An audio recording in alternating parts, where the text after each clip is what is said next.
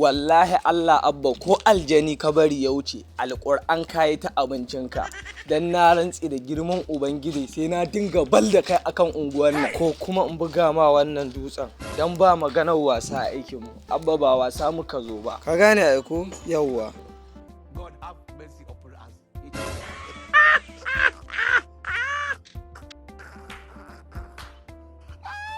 Stop making noise. An fito kenan. Sai wallahi Allah ya yi. To ya kasuwar? Alhamdulillah mun gode Allah. Okay, abba ka tsaya fa anan naga. Wallahi ka motsa kayi ta aikin ka ba ma albahi ba. Yauwa. Ina plan number naka. Wannan plan number ko takarda plan number? Takarda. Okay, to.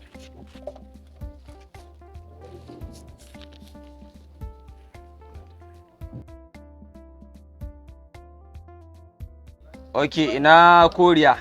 Gata. Sai ka nuna mana ID card naka na aiki. Kashin. Ka ba mana kana wani rikewa a hannunka very stupid. Okay. Ina tracker naka. Wallahi tracker ce kawai bani da ita yalla. Babu tracker? Ka san me yasa zan rabu da kai?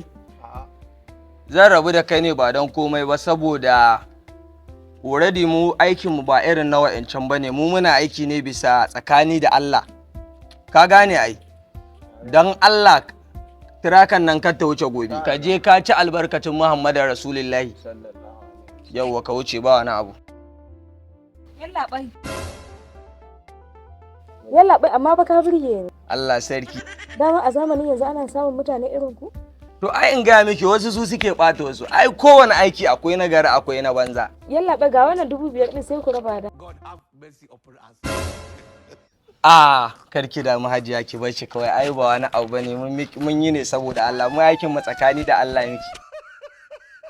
Dan Allah ka karba ni ba cin hanci na baka ba fa. Hajiya kin gane muna aikin mu ne tsakani da Allah mun yi saboda Allah ne. Sai wani zuro hannu kake na rantsa da girman Allah ka karbi cin hanci Allah ne da kan yace ya tsine mai cin hanci. Da rashawa. Tunda na baka kai karba na san kai yanzu ka fi shi albashi amma bari ba yaron naka. Ba ne yanzu idan kika dauka shi ka ba shi aikin cutar da ni me bi ma yanzu muka je a sa shi a gaduro na rantsa da girman Allah aka fara dukansa wallahi sai ya fara aman jini wannan masifa kudin nan za su zama tunda na ga miki tsakani da Allah miki aikin nan ki hakura mana ba. To ai shikenan babu matsala. To mun gode. Kana wani abu kana son ka karbi kuɗi na ran da Allah in ba yana ta kama wayan nan aka ba Allah ya tsina.